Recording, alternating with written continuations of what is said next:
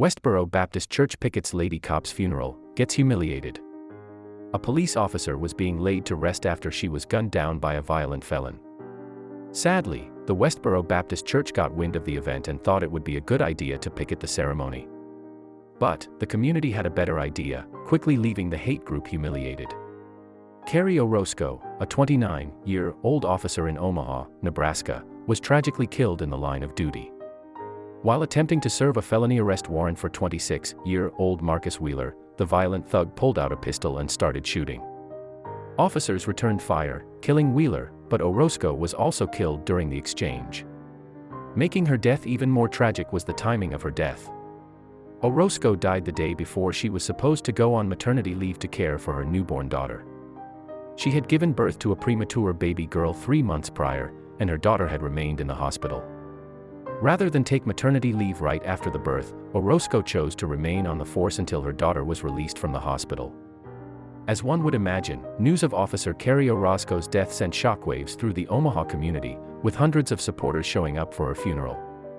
Unfortunately, so did members from the widely loathed, infamous hate group the Westboro Baptist Church, known for protesting military and law enforcement funerals. As the city planned to lay the officer to rest, members of Westboro had devious plans of their own to picket the ceremony. Their disrespect wasn't about to be tolerated by Omaha residents, however. According to Omaha.com, the community decided to stick it to the crazed demonstrators in the best way possible, peacefully. And Operation Whiteout Nebraska was born. As members from the hate group convened on a corner near Interstate 480, community members numbering in the hundreds, accompanied by members of the Patriot Guard, lined up in front of them with large white sheets bearing a blue line across them.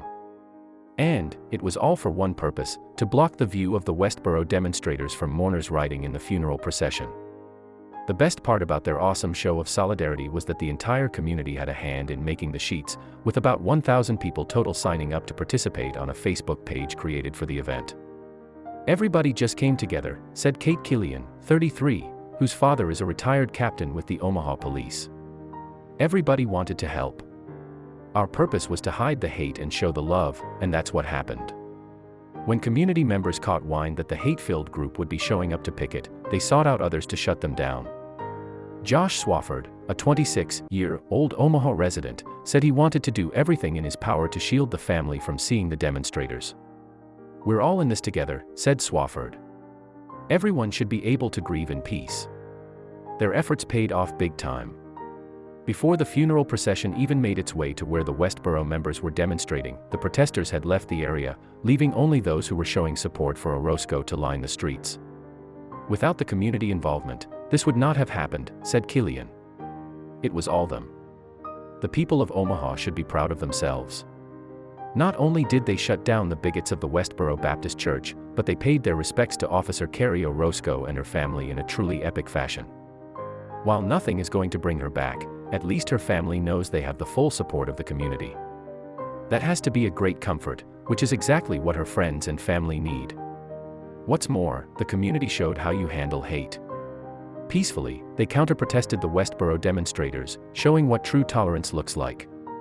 They could have tried to out-tout them or even met their infuriating display with violence. They chose to show love for Carrie Orozco instead, effectively drowning out any hate Westboro had hoped to bring.